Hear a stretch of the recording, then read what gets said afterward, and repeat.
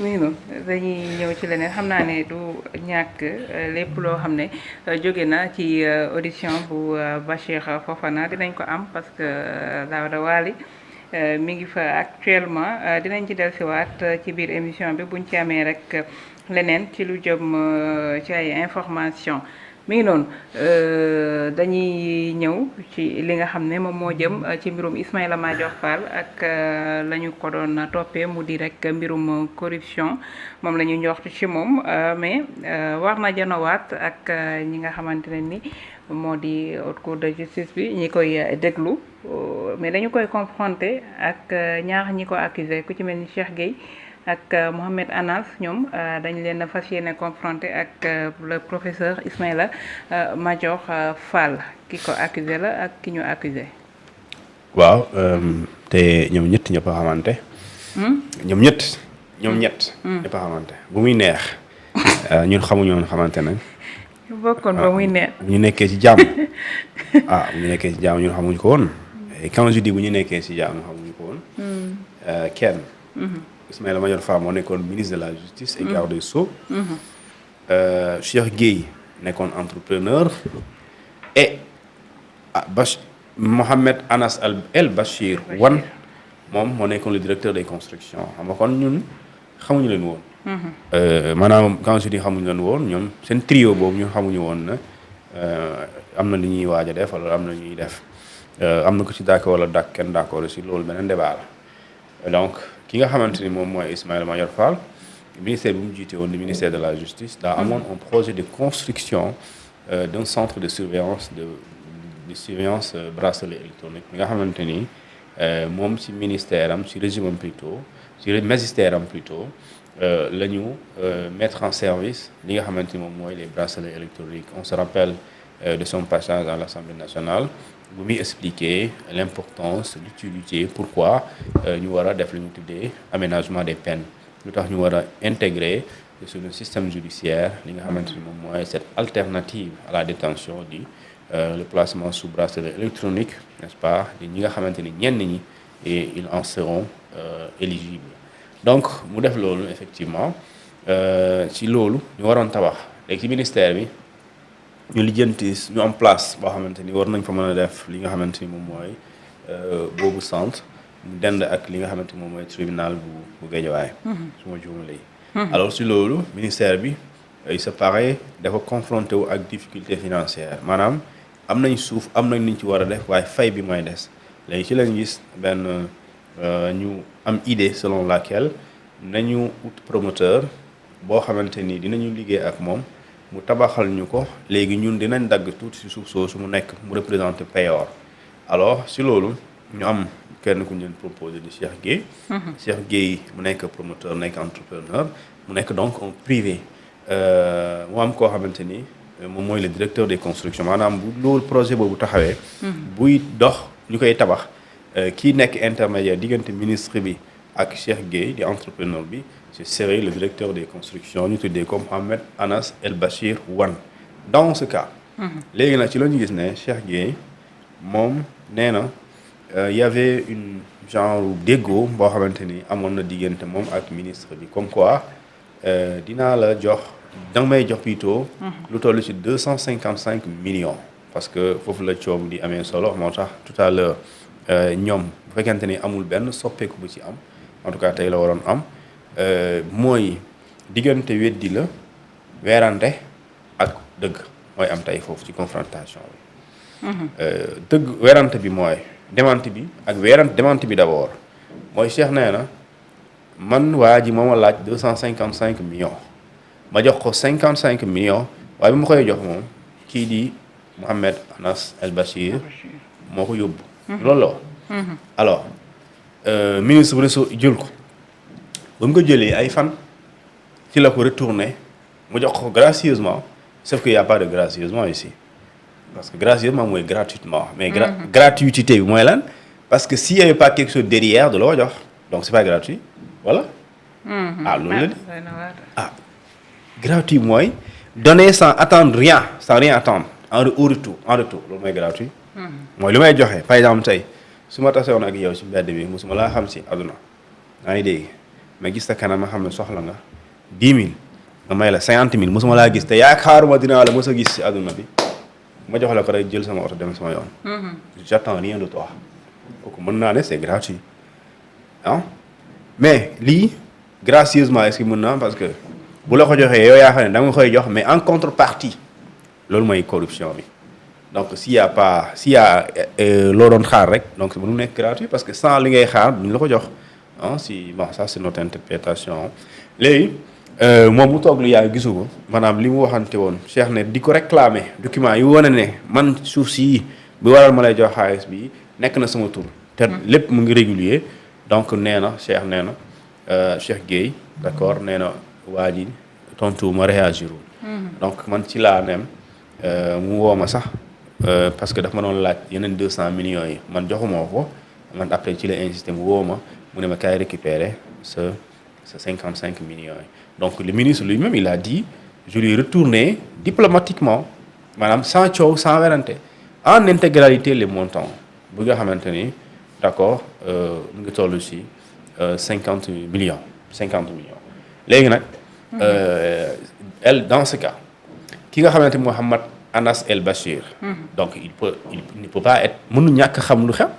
parce que bu dee moom moo nekkoon intermédiaire maanaam indi xaalis bi te buñ koy delloo nee na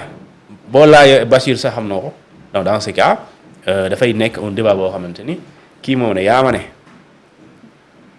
ma laaj 250 millions ma jox la 50 millions ngay may ma war la jox 200 papier yi ñëwul joxoo ma ko man tey ma bañ la ko jox nga retourné ma ko bi nga koy retourné Mouhamed a ngi nii moo tax loolu diggante weddi la ak werante di ni nga ko waxee du noonu. ak ku ne jàpp na lii mooy sama dëgg. léegi dans ce cas loolu mooy importance su confrontation parce que li tax confrontation am solo après bu ñu la inculpé na am solo. parce que bu ñu jógee ci confrontation mën nga am chance kenn si ñoom set ci wecc mais nag nit ci nit mën a setee noonu la ci nit mën a duggee mu leer nañ ba idée ba soupçon bi ki la dugal kaso amoon mën na am ba soupçon boobu dootul amati soupçon waaye day am presque certitude que ne li lay wax li yëpp njoxtu la waaye yaa mi ni yaa ko def ma téye la moo gën a jekk sama ma bàyyi la wala ma continuer enquête bi moo gën a jekk sax ma bàyyi la et loolu dans ce cas débat bi bu amee mooy confrontation mu nekk une phase importante ci procédure ci su bu nekkee ci instruction parce que au sortir de la confrontation s'il y a pas d'autres éléments yoo xam mën nañ ko toppaat d'autres pistes ki nga xamante moom mooy juge d'instruction puisque nous sommes ici wala le président de la commission kii la ñuy topp Ismaïla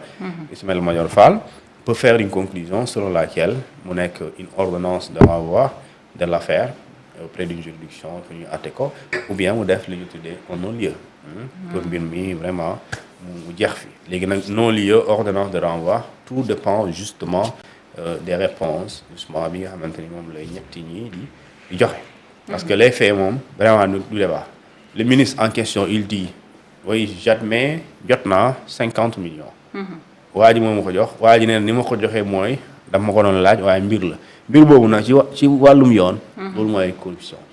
léegi passive ou active loolu beneen débat la tentative de corruption xaw ma loolu beneen débat la façon l'intention était là tu as reçu et tu as envoyé da ngeen na loolu c'est au juge de voir ou au magistrat de voir lan mooy nekk li nga xamante ni moom lay retenir de la suite ou non dans cette affaire. D'accord, comme intervenir am na ci ay questions. Ababacar Diagne nee na Thioune est-ce qu'après audition le juge peut révoquer la mise sous bracelet et les placer sous mandat de dépôt? Bien sûr ay mën na ko de mën na def lépp tout mën na ko. Parce que. Le bracelet électronique c'est quoi? Le placement sous bracelet loolu lan la. mais c'est une alternative à la détention. Détention bi lan la détention c'est une exception. Le principe c'est la liberté. mais cette liberté aussi des fois pour nga am ko mu ngi dépendre aussi la gravité des faits benn. ak aussi l'absence de risque élevé de fuite. par exemple l'absence également de garantie de représentation. mais absence de risque également de pression sur les témoins. Si également lii nii yooyu amul wala li ma la njëkk a wax si le juge estime que mbir mi dafa sérieux à la limite ñii ñu xamee ma ko woon nii su ma leen bàyyee ci biir te day gën a mën nañu rëcc wala mën nañoo lëndama yeneen piste ginnaaw lu ñu ma wax fii nii te war naa ko seeti. dans ce cas mën na jël décision mu téye leen léegi nag kooku moom loolu kese moom kese moo mën a tontu question boobu mais lu mën am la ndax la dafay defal du ko def loolu c'est un débat boo c'est un sujet boo xamante ne c'est lui ak ñi mu àndal ñoo mën a tontu yooyu question. ñoo mën a wax concrètement li la ñuy def mais quand même lu mun am la. wax nga léegi soupçon Adji Cissé nee na ndax mun nañu poursuivre nit pour ay soupçon. bien sûr kon nit ñi lay tëj pour suspect. police bu la jàppee suspect la lay woowee na. amagul lu ko leer. non mais jàpp na ne yow la. dama lay wax benn affaire procureur. mën na la tëj sur la base d'accord de simples indices. xam nga indice vraiment du preuve. waaw le procureur peut t'arrêter peut faire arrêter nit sur la base de simples indices. benn police mën na garder à vue nit sur la base de simples indices d'accord le juge d'instruction procureur mën na la yóbbu ci kaso bi sur la base de simples soupçons d'accord mais le juge mënul la wala warul la tëj sur la base d'indices déedéet dafa la war a tëj sur la base de preuve d'accord moo tax un indice c'est pas une preuve forcément d'accord lu ñu joxta la après ñu investiguer pour xam effectivement lan la maintenant ci diggante boobu le procureur mën na la tëj ci loolu pour loolu procureur mën na la tëj sur la base de simple indice dama jàpp ma leer na leeru moom mu tëj la mais juge bi warul sukkandiku ci indice d'accord tëj la ne la 10 ans 5 ans déedéet dafay leer preuve la ñu un indice c'est pas une preuve un renseignement c'est pas une preuve même une information ne peut pas être une preuve mais le procureur peut placer le sous mandat de dépôt sur la base d'une information sur la base d'un signalement sur la base d'un soupçon sur la base d'un indice ñaata nit la ñuy tëj fii ñu ne woy dañoo jàppoon dafa def dara après bu ñu vérifier deful dara procureur am na droit tëj la mais juge bi amul droit tëj la parce que bu mu vérifier ci la xam ne soupçon bi lu dëgg moo tax mu bàyyi la waaw léegi nag suñu dañuy ñaan yàlla rek surtout haute cour bi nga xam ne buñ la xasee tëj amul recours amul appel amul pouvoir en cassation amul loolu sauf maintenant il y a possibilité de révision du procès et cette révision du procès mu ngi dépendre ci li nga xamante ni moom mooy la présence d'accord la découverte plutôt de nouveaux éléments si après le jugement on découvre de nouveaux éléments yoo xamante ni yii nii daa mel ni suñ ko dugalee dina am lu muy soppi ci àtte bi alors le procès peut être révisé mais au-delà sans possibilité de révision du procès il y a pas d'appel il y a pas de recours moo tax gars yi nii di agité diggante bi xam nga comment te dina am coow xaaral bis kanam ministre yi xaw ma astafurlah bon dina am coow condition baa ngi noonu bu fekkente ni yóbbu nañ leen pour ñu àtte leen dina am coow parce que su boobaa coow bi mooy recours amul te bu ñu la tëjee 5 ans la bu la tëjee 2 ans la bu ñu la tëjee 2 semaines da ngay xaar da ngay muñ rek nangu loolu la léegi nag su boobaa suñ la renvoyé pour àtte la dans ce cas yow tu risques d'abord ñu tëj la sans nga am droit de recours sans nga am droit de pourvoi en cassation ni appel ni pourvoi en cassation donc si c'est 1 c'est 1 si c'est 2 c'est 2 donc aucune possibilité de contestation quand je dis juridiquement non waaw mën nga ci mbedd mi militants yi génn ànduñu si waaye politique foofu la yem de waaye du soppi dara ci décision voilà